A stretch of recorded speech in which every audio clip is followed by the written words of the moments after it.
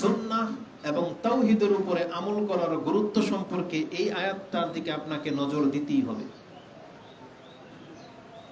আব্দুল ইবনে আব্বাস রাদিয়াল্লাহু তাআলা আনহুমা থেকে ইমাম বুখারী এই আয়াতের তাফসীর করতে গিয়ে তিনি বলেছেন, এই যে কাদের কর্মের কারণে সে জাহান্নামে যাবে, তিনি এটার ব্যাখ্যা করেছেন আন-নাসারা, এরা হলো খ্রিস্টান। মানে ওই খ্রিস্টান যারা ধর্মকর্ম করে, যারা গির্জায় থাকে, দেখবেন যারা তাদের খ্রিস্টান ধর্মটার চর্চা করে, খ্রিস্টান ড্রেস পরে, ক্রুজ পরে, ধার্মিক আমাদের মতো টুপি পরে, এদের মহিলারা পর্দা করে চার্চে থাকে, ওই নাসারাদের কথা এখানে বলা হয়েছে। যারা তাদের ধার্মিক, তারা তাদের ধর্মকর্মের কারণে জাহান্নামে যাবে। তার মানে খ্রিস্টান পাপীদের কথা এখানে বলা হয়নি, এখানে খ্রিস্টান ধার্মিকদের কথা বলা হয়েছে। বর্তমান যুগে, ইসলামের যুগে যারা খ্রিস্টান ধার্মিক, তারা কেন জাহান্নামে যাবে? কেননা তারা রাসূলুল্লাহ সাল্লাল্লাহু আলাইহি ওয়াসাল্লামের দ্বীনকে গ্রহণ করে নেয়, অথচ তারা ধার্মিক, তারা আল্লাহর ইবাদত করতেছে, কিন্তু তারা জাহান্নামে যাবে। এটার ব্যাখ্যায়, এটাকে শক্তিশালী করার জন্য আপনাকে ওমর রাদিয়াল্লাহু তাআলা আনহুর উক্তিটা দেখতে হবে। তার সম্পর্কে বলা হয়েছে, আবা ইমরান আল জাওনি তিনি বলতেছেন, মাররা ওমর ইবনুল খাত্তাব, ওমর রাদিয়াল্লাহু তাআলা আনহু একবার ফিলিস্তিনে যাওয়ার সময় ঘটনা ঘটেছে, সম্ভবত সিরিয়াতে যাওয়ার সময় তিনি বিদারে রাহিবিন, একটা জঙ্গলের মধ্যে একটা রাহেবের কুটির দেখতে পেয়েছে। জঙ্গলের ভিতরে একটা ছোট্ট ঘর, যেখানে একটা খ্রিস্টান পাদ্রী ছিল, সে এখানে ইবাদত করত। ওমর রাদিয়াল্লাহু তাআলা আনহু সেই ঘরের পাশ দিয়ে যাওয়ার সময় তিনি তখন ডাকলেন, ফানাদাহু, তাকে ডাকলেন, ইয়া রাহিব, খ্রিস্টান পাদ্রীকে ডাকলেন। ফাআশরাফা, সে নিজেকে প্রকাশ করলো, কারণ সে কারোর সাথে দেখা দেয় না, যেহেতু তিনি হচ্ছেন মুসলিম জাহানের বাদশাহ আর দলবল নিয়ে যাচ্ছেন। তো তখন তিনি ডাকছেন, তিনি প্রকাশ পেয়েছেন, মানে ঘরের বাইরে বের হয়ে আসছেন। ফাজালা উমর ইয়ানজুরু ইলাই, ওমর রাদিয়াল্লাহু তাআলা তার মাথা থেকে পা পর্যন্ত একবার তাকালেন। ওয়ায়াবকি, ওমর রাদিয়াল্লাহু তাআলা কেঁদে দিলেন, তাকে দেখে কাঁদলেন তিনি। তাকে জিজ্ঞাসা করা হলো, ইয়া আমিরাল মুমিনিন মা ইউবকিকা মিন হাযা, এই ব্যক্তির কোন জিনিসটা আপনাকে কাঁদালো? তখন তিনি এই কথাটা বলেছিলেন, কালা যাকারতু কাউলাল্লাহি আযজা ওয়া জাল, একে দেখে আমার আল্লাহর সেই কোরআনের আয়াতের কথা মনে পড়ে গেছে, যে আয়াতটা আমাকে কাঁদিয়েছে। সেটা কি? ফি কিতাবিহি আমিলাতুন নাসিবা তাসলা নারান হামিয়া, যে কত ব্যক্তির কর্মের কারণে, তার পরিশ্রান্ত কঠোর মেহনত করার কারণে সে জাহান্নামে যাবে। এই লোকটা তার সমাজ ছেড়ে দিয়েছে, সে জঙ্গলে এসে পাতা খেয়ে বেঁচে থাকে।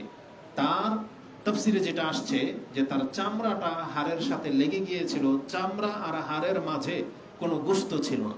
কারণ একটা মানুষ যদি লং টাইম পাতা খেয়ে বাঁচে, মেহনত করে থাকে, তখন তার শরীরে কোনো গোশত জন্মাবে না।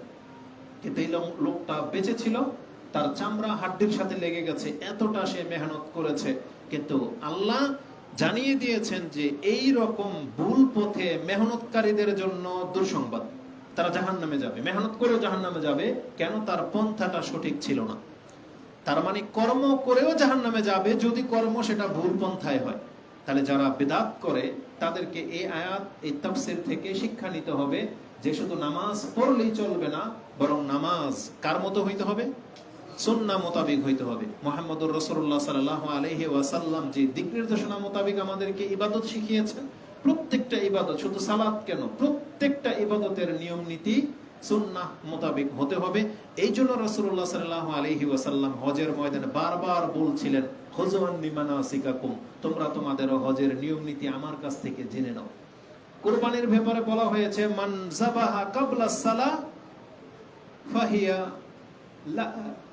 লিনাফসি শাতুন লিনাফসি, এটা হচ্ছে নিজের গোশত খাবার বকরি। ওমান যাবাহা বাদা সালাহ ফাকাদ তাম্মা নুসুকাহু ওয়া সুন্নাতাল মুসলিমিন বা আসাবা সুন্নাতাল মুসলিমিন। আর যেই ব্যক্তি কুরবানিটা করলো নামাজের পরে, তার কুরবানিটা সঠিক হলো, কুরবানির নেকি পাবে, এবং সে মুসলিমদের রীতিনীতির উপরে আছে।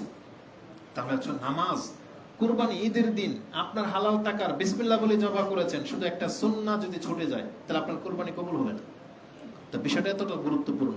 তো মুহাম্মদ সাল্লাল্লাহু আলাইহি ওয়াসাল্লামের আনিত দ্বীনের উপরে থেকে ইবাদত করা, এটা হচ্ছে নাজাতের কারণ হবে। আর ভুল পথে যা তা ভাবে আপনি ইবাদত করবেন, এটা আল্লাহ আপনার কাছ থেকে কোনোদিন গ্রহণ করবে না। কারণ আল্লাহ আমাদেরকে দেখিয়ে দিয়েছেন একটা পার্সন, যে তোমার আমল এর মতো হতে হবে।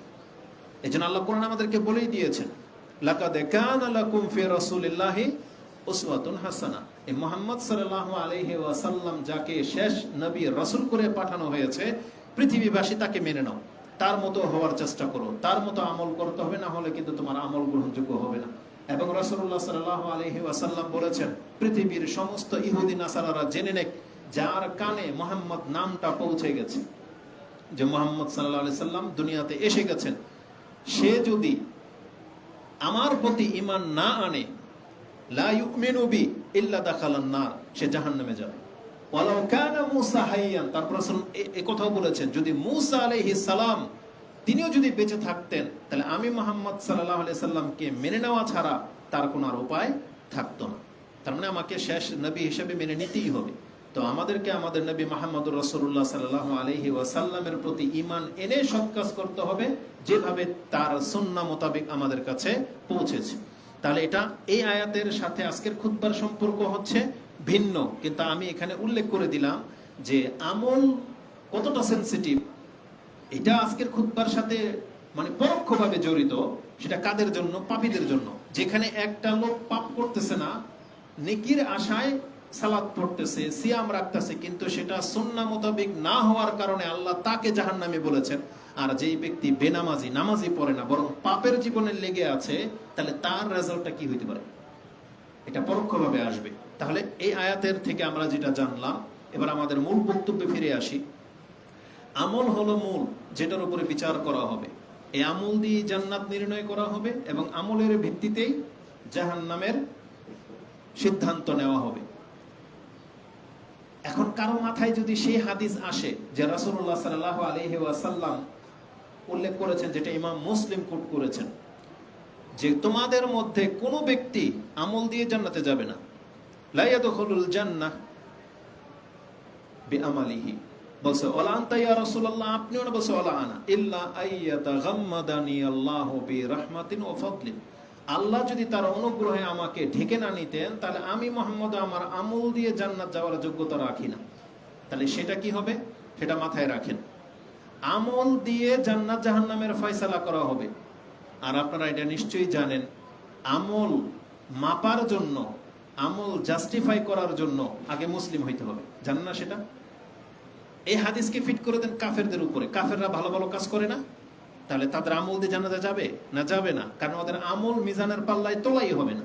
কারণ আল্লাহ সুবহানাহু ওয়া তাআলা স্পষ্ট বলে দিয়েছেন, ফালা নুকিমু লাহু ইয়াউমাল কিয়ামাতি ওয়াজনা, আমি তাদের কারো জন্য কাল কিয়ামতের মাঠে মিজানের পাল্লা কায়েমই করব না। মানে মাপার জন্য সেখানে কোনো পাল্লা রাখা হবে না কোনো কাফেরের আমলকে মাপার জন্য, কারণ এদেরটা গ্রহণযোগ্যই না।